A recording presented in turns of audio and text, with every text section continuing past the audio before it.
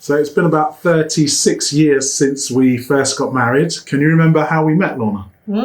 It was back in about 1971, in fact, that we met because my older brother is married to Dennis's older sister.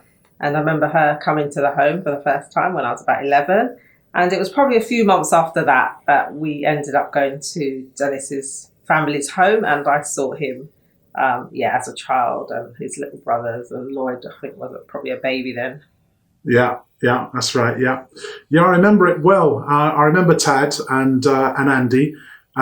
We had lots of fun with them in the good old days. They used to play kung fu and stuff like that. So we used to try and fight them, beat them up, but they used to slap us down.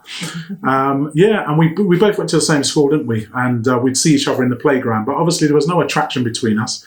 And I just saw you as my sister's sister-in-law, as it were, even after my sister got married to your brother. But how many years later was it that we met up again in church? Yeah, it was in our early 20s that I was in church, and I remember you turning up. We had in our church in those days there were hardly any men, and then we were praying, and then we had an influx of men that came in, and it was you and quite a few other guys that came in at the time. Yeah, and obviously I hadn't seen you for a few years, and you looked pretty handsome and that.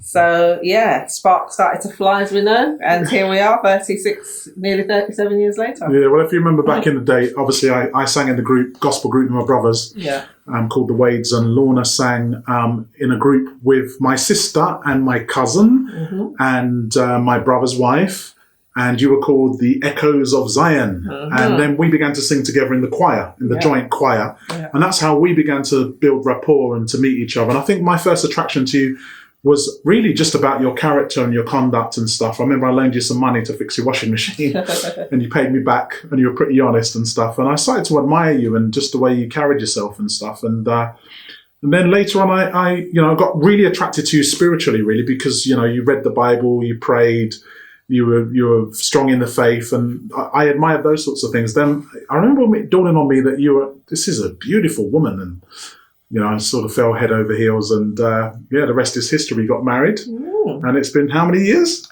Well, it'll be 37 years in March. 37 years. I bet you could tell us the month and the how many months and how many hours and how many seconds. Yeah, hours and seconds. That's good. You're big on detail, aren't you? Yeah. Okay, so great. So we're celebrating this year. It's Valentine's Day coming up, and we just want to wish everybody a happy Valentine's Day and happy National Marriage Week, and we just want to encourage couples to keep pushing for it. We've gone through a lot of challenges over the years, financial challenges, relational challenges, differences of taste and stuff like that, but we've battled through it, and God's helped us along the way, and families helped us a lot along the way as well. That's right. So I just want to encourage you to keep that flame burning. Yeah, amen. God bless you guys.